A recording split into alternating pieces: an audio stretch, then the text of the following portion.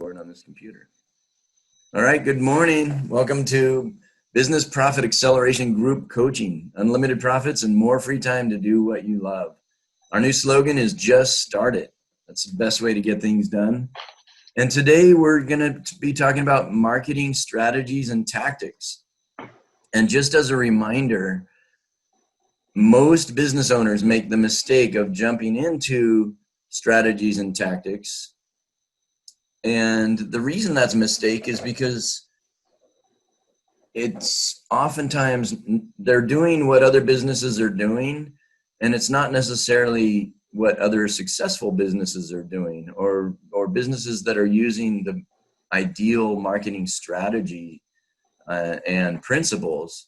And just as a reminder, over the last few group coaching sessions, we've gone through how to really define your ideal target market, demographically, psychographically, geographically, and we also talked about how do we make your business truly unique, special, different, and better than the competition? What's your unique selling proposition or USP?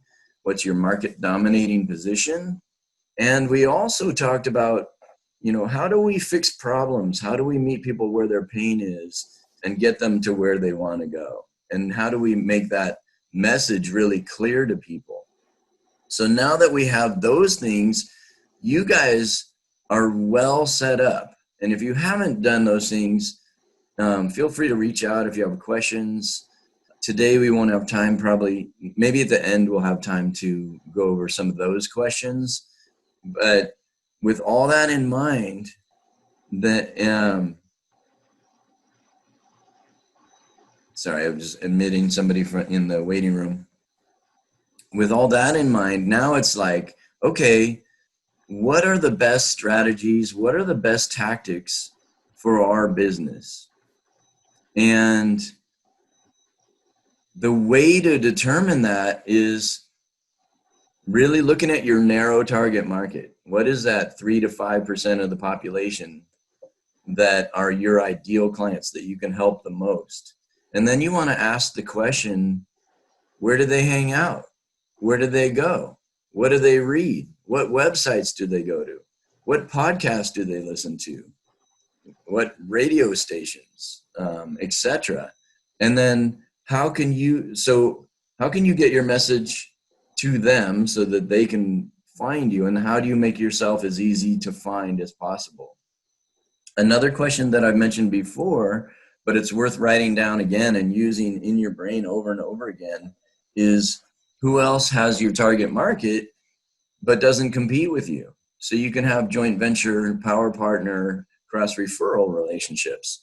That's one of the fastest ways to grow a business. And it also is a gift that keeps on giving. So with that said, and just a reminder to go narrow with your target market. Going narrow, remember, it doesn't mean that you can't serve anybody or everybody that you want to. It just helps you help more people by making your marketing 10 times more effective. So here's some marketing strategies.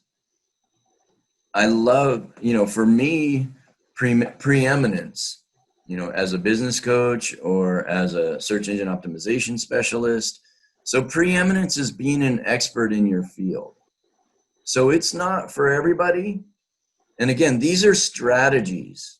These are buckets that you would put marketing tactics into. And Claudia's having trouble. I'll keep admitting here.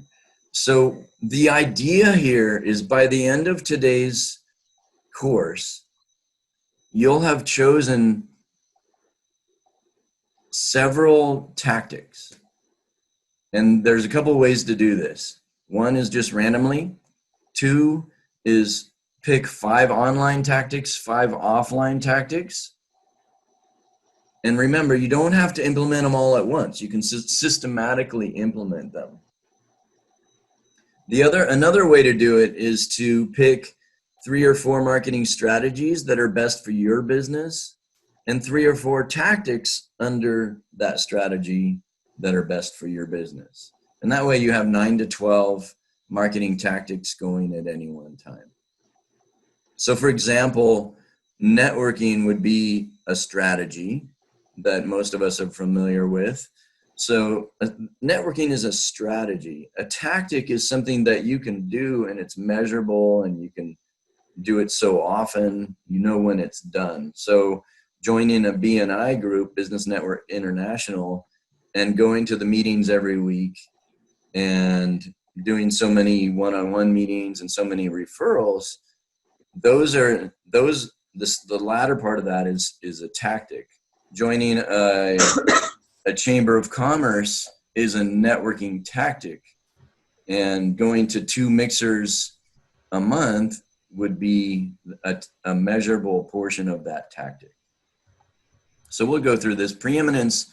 So tactics under preeminence, if you're an expert at something, then you're going to be doing videos, you're going to be doing articles, you might be doing public speaking. Print ads are pretty clear, direct mail is pretty clear, the World Wide Web, social media, networking. Positioning isn't necessary. It is a marketing strategy, but doesn't necessarily lead to tactics. It's more, what's your messaging? What's your copywriting? And then fusion or JV partnerships. I've had businesses in the past that couldn't afford expensive, non-targeted tactics.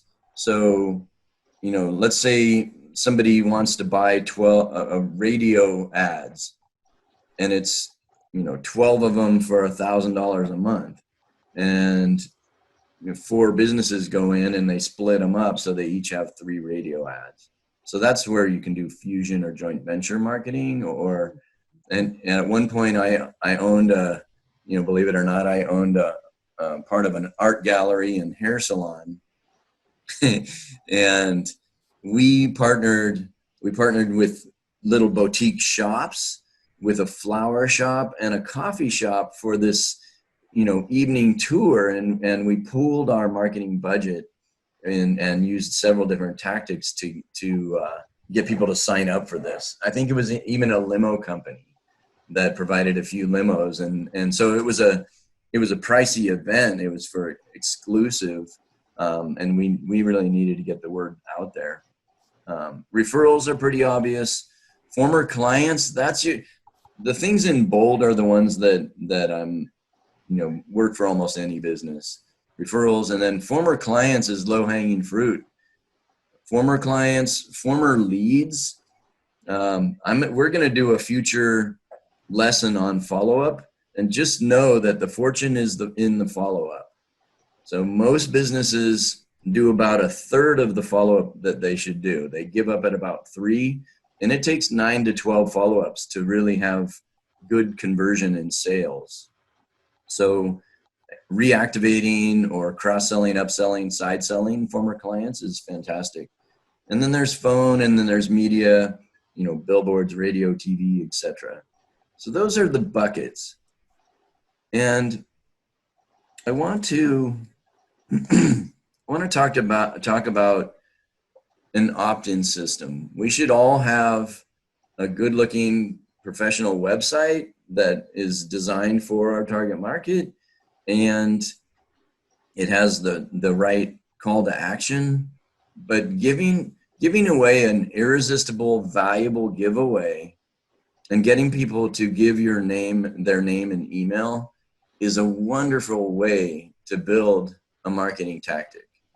So you want some kind of CRM, client relationship management system, that can be as fancy and expensive as an Infusionsoft, or a very reasonable complex system is called Kartra.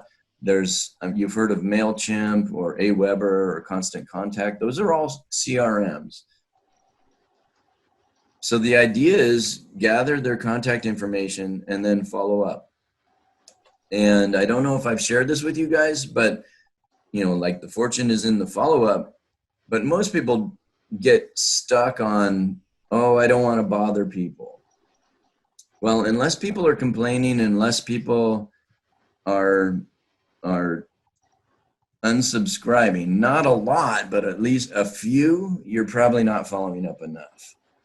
So that's an example of how can we get out of our comfort zone and follow up enough to help as many people as possible. And does anybody know what the marketing rule of 5 or autoresponder rule of 5 is? No? Okay, great. I love this rule. Every time you send out something helpful, funny, informative, valuable, you get 1 point. Every time you send out something that's soliciting or trying to sell something, you get -5 points. And the idea is you want to keep a positive balance. So that means you can have fun and you can be a valuable resource. I think Venice does a really good job of following up and, offering webinars that have really good, valuable information and sometimes articles and things like that. So that's the way to do it. Any questions on this? I do. I have a question. Okay. Actually, I have 2 questions. So, but with regard to this, with that follow-up, so you're just talking about regular email communication, I suppose, right? So it may not be, you're not necessarily following up with somebody who has an interest in buying what you're selling ultimately, but it is just that ongoing communication, providing that value add for them, so you're getting the pluses instead of the minuses. Is that what, am I clear on that? Yes, that's a great, there's a couple of things in there. So that's a great clarification question. Notice I put autoresponder rule of 5, and it can also be physical responder. So there's a distinction of a lead who's not ready to buy. Those are the people, or they're ready to buy, but they're nervous or afraid or have questions. So these are the people we want to follow up with, not just with an autoresponder email. That's nice and it's automated, but it's kind of generic. I mean, that's why narrowing down your target market is people will feel like, oh, that message is for me. But you also want to follow up with text, with specific emails, phone calls. Those 9 to 12 follow-ups can be in a variety of ways. So that's one thing. And for people that are ready, they're like, Stacy, can you help me? My sign sucks. I need a new one. That's not what we're talking about with the rule of 5. You want to follow up with those people, and if they're ready, you want to sell them. Okay. And you don't get -5 points for giving people what they ask for. Excellent. Great question. Thank you. Okay, so I have one more question. Okay. And this is actually with regard to your prior slide with the different marketing strategies that are available. So there's obviously a lot of options that are available, and probably some things work better for different types of industries than others. So I'm wondering if if you know of any research available that would help, so me in the sign industry, sorry about that, determine which strategies would work best for a sign industry. Like this month, actually, we did print ads. We're in the Style magazine for August.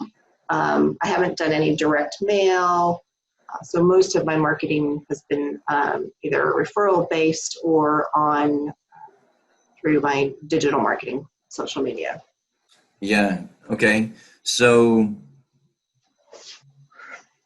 there's a lot in that question. I know. And in no way am I recommending doing all of these. The more targeted, and in your case, Stacy, we've talked about, I'm not saying this is your target market, but an example of a possible target market would be fleet vehicles and wrapping.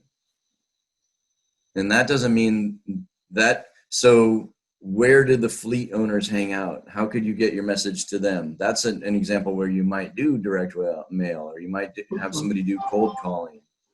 And so one, really narrowing down your target market helps you choose strategies and tactics. Number two, last time when we talked about defining your target market, we talked about test marketing.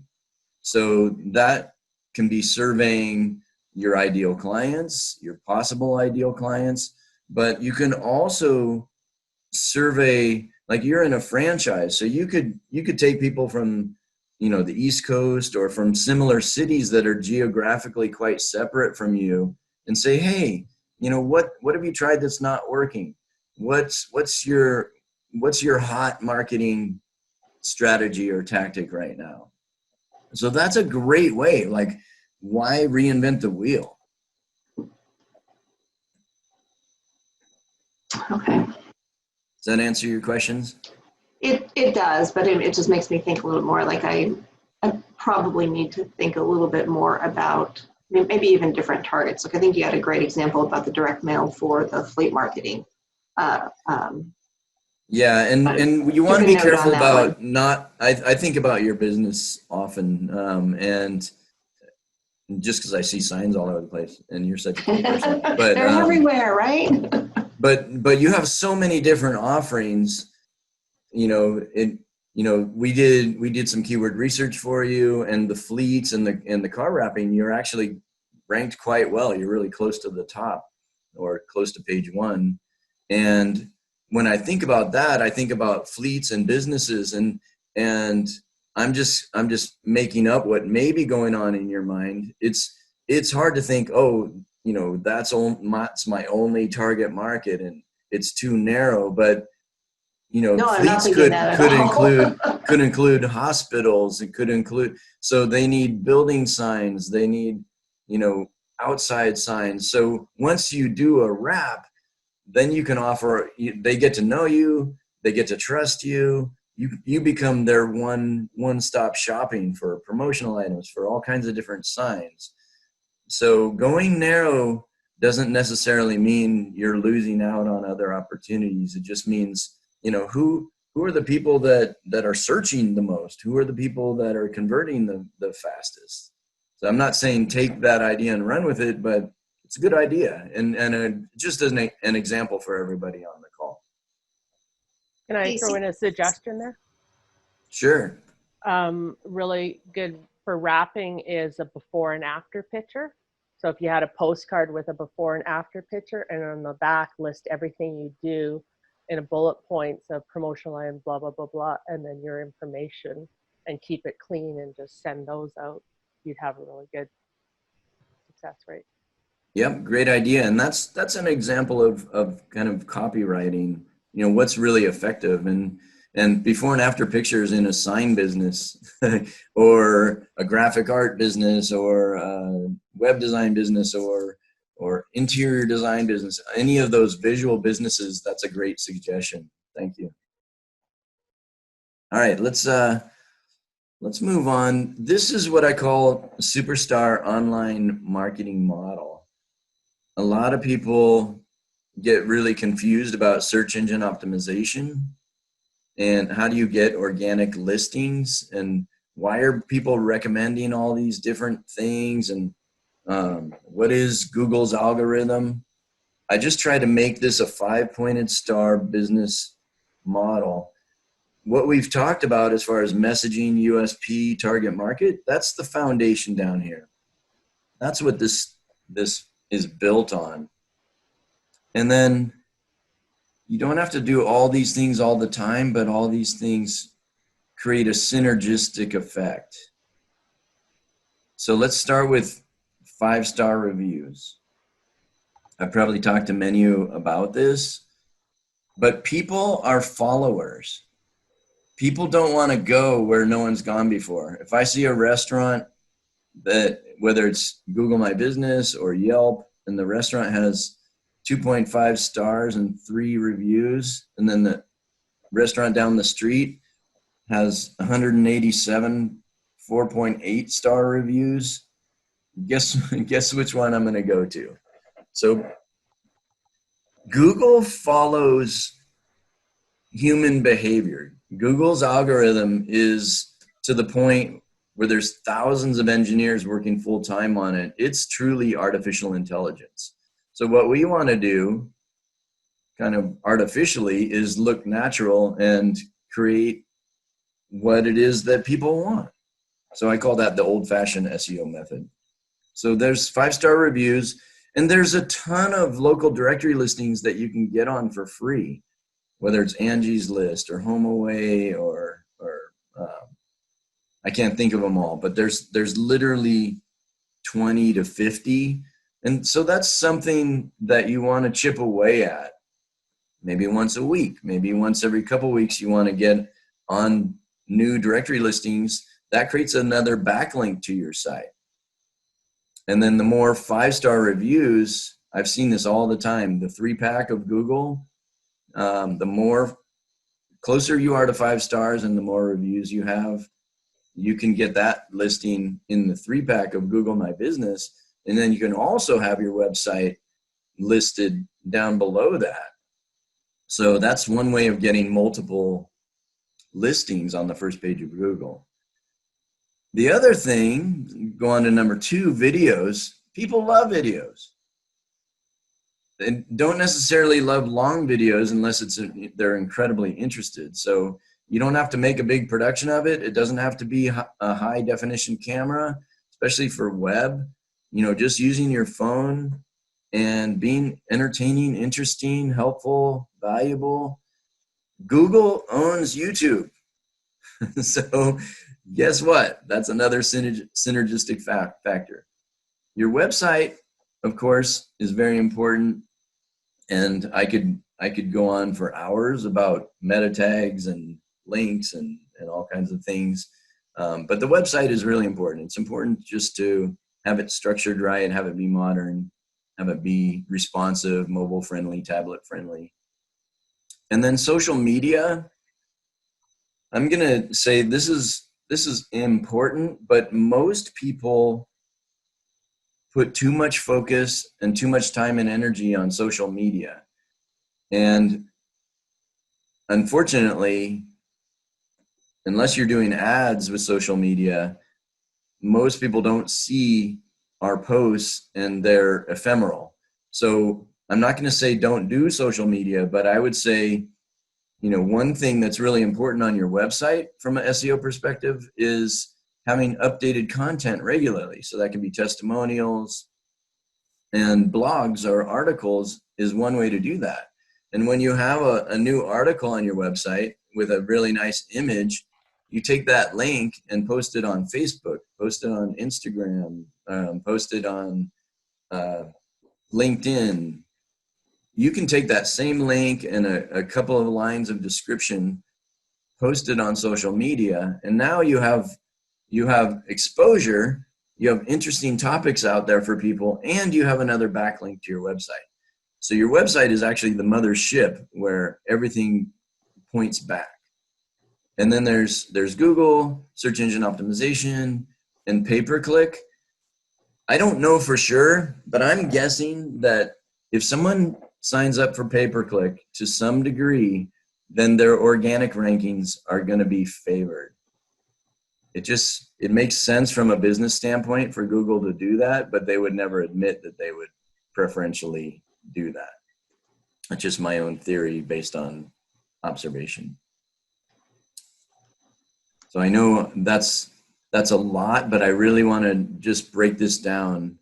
The other thing about social media, and there are great ways to get good results on social media.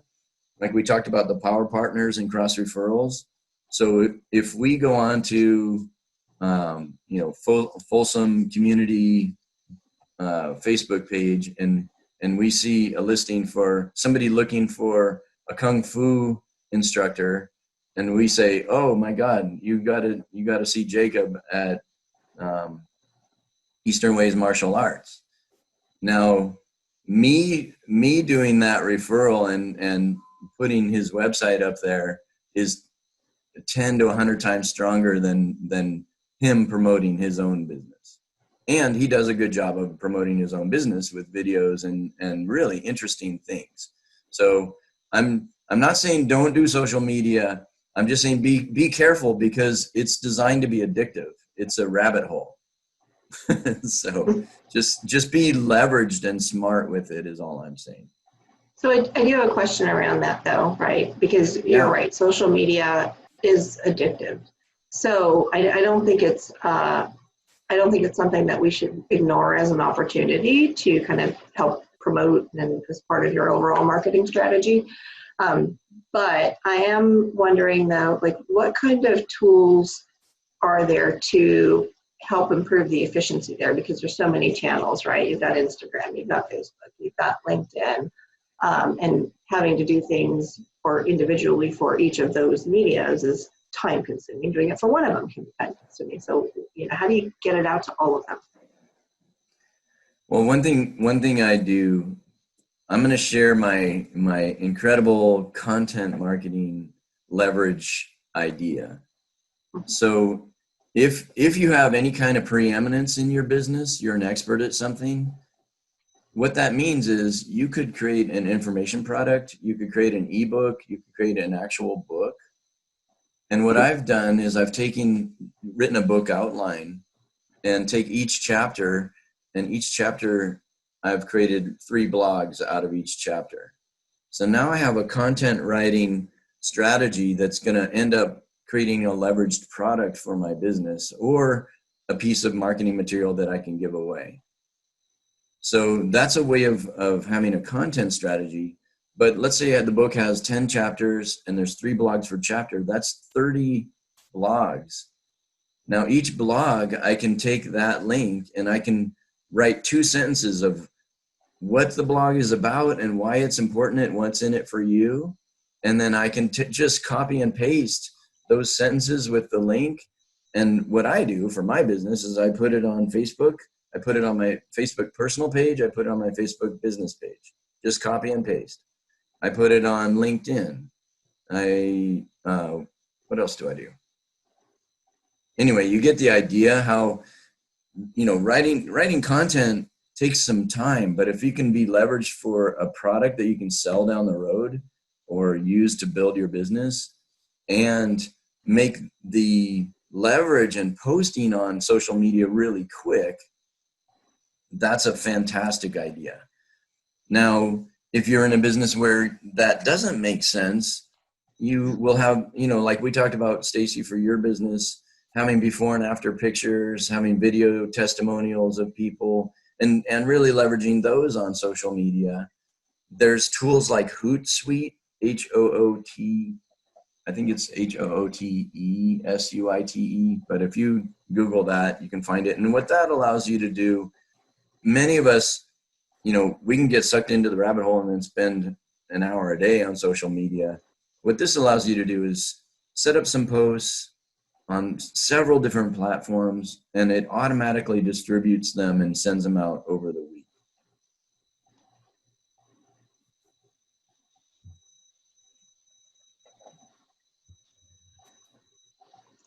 Is that helpful, Stacy?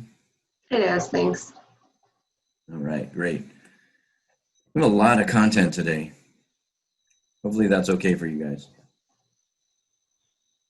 So now we're going to jump into marketing tactics. We talked about preeminence, and the idea here is, again, just pick a few that you think will work for your business. And then you can verify it by calling other similar businesses and see what's working for them, what's not working for them. So seminars, ebooks, articles, blogs, courses, videos, tutorials, those are all things that an expert in their field can do. In print ads, magazines, newspapers, but let's take magazines. You'd want it to be the specific magazine for your business. Newspapers, I hate to put this in there, but sometimes it works for some businesses. Again, it's just a reminder that that's you want to know that your demographic is actually reading newspapers. And, is it a good newspaper? What's their distribution? Who's reading it, demographically? Same with grocery carts or menus, flyers, brochures, business cards. Brochures and business cards are nice to have.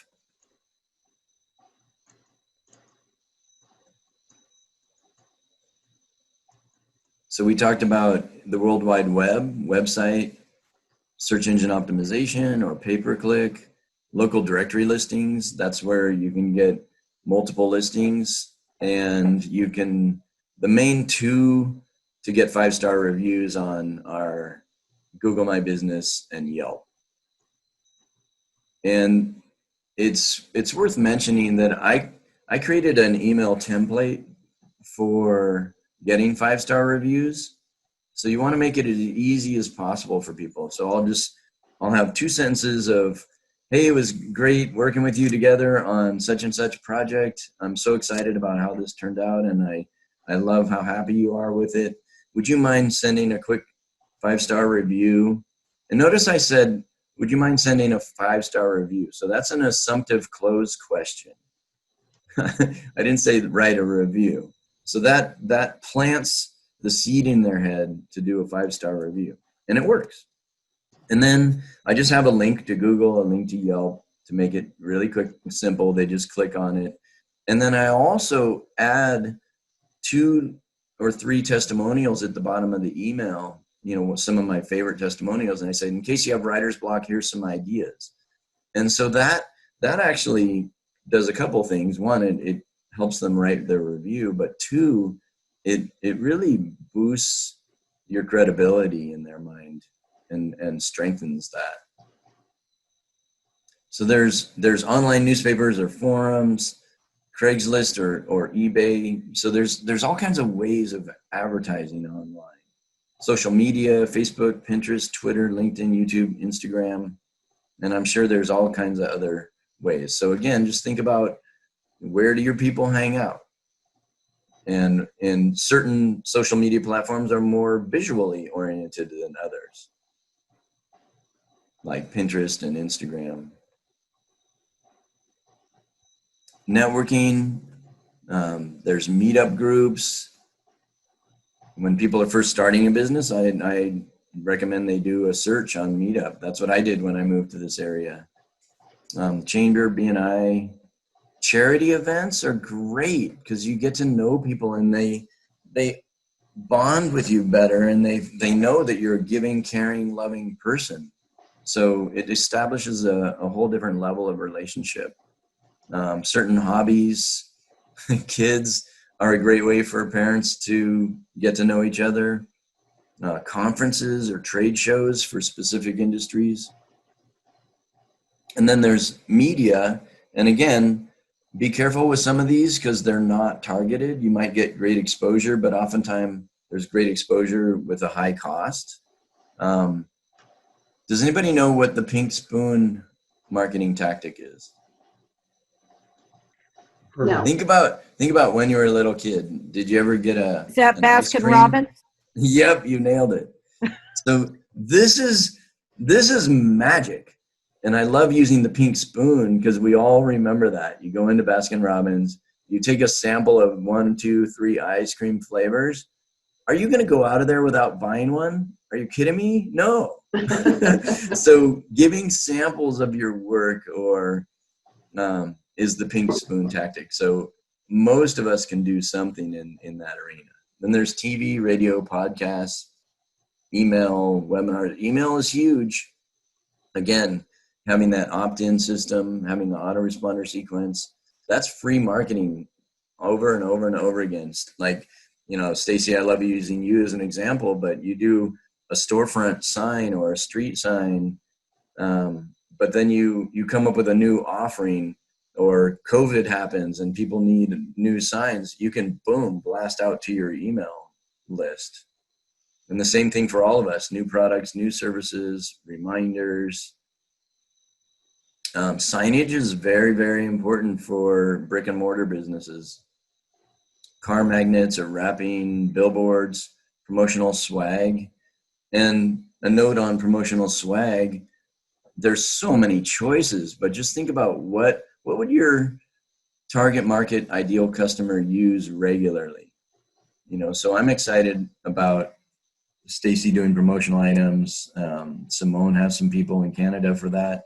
And, but having a really nice, elegant pen for my clients, and having a notepad for them to keep track of their action items and plan and strategize.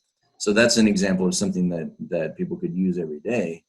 And then maybe they're using it in front of somebody else and they're like, wow, that's a really nice pen. And they're like, oh, I got that from Coach Jim with Peak Business Coaching. You know, so promotional swag, when chosen correctly and used regularly, is very valuable. Coupons, again, there's a caveat with this one. We talked about pricing. We want to be on the high end of quality and the higher end of pricing. That's a great way to run a business. And so coupons can attract the wrong people. You know, I've seen that with Groupon. I'm not saying don't use it. One example where I have used Groupon is with my marketing education program.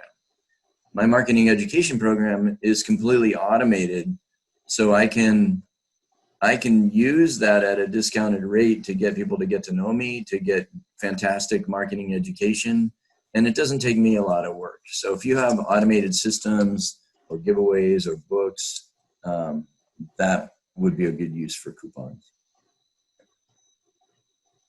Hey, Jim, Yes. I have a question about car magnets. I had a wrap on my car for my previous business, and in 2-3 years, I only had about 3 calls, and one was upset because I passed them. It was a legal passing zone. One was upset because the dog was in the car. It was in the wintertime, and you know, it wasn't hot, but I still think about it with Rodan Fields. They have some, you know, simple little things I can put on my car with my phone number, and I guess I just wanted your thoughts on. The more you market, the more you're going to get negative feedback. The key is to not, if you've been careful, you have, like, you know, the windows cracked for the dog and there's water in the car, you didn't do anything wrong, or you passed an illegal zone, and other people are grumpy or complain, that's their problem and you don't have to internalize it. But holding back on marketing because you're afraid of negative feedback is what a lot of people do, and it doesn't work. Okay. So as long as we're good people, we come from the heart and we want to help people, the more visibility we can have, the more exposure, and the more often, the better. I mean, I use Jesus as an example. You know, look what happened to Jesus, you know, but he put himself out there and he was a great guy. And I'm not saying that we're gonna die by marketing, but we're taking our businesses and ourselves to the next level. And oftentimes when we stand above the rest, we're gonna have naysayers.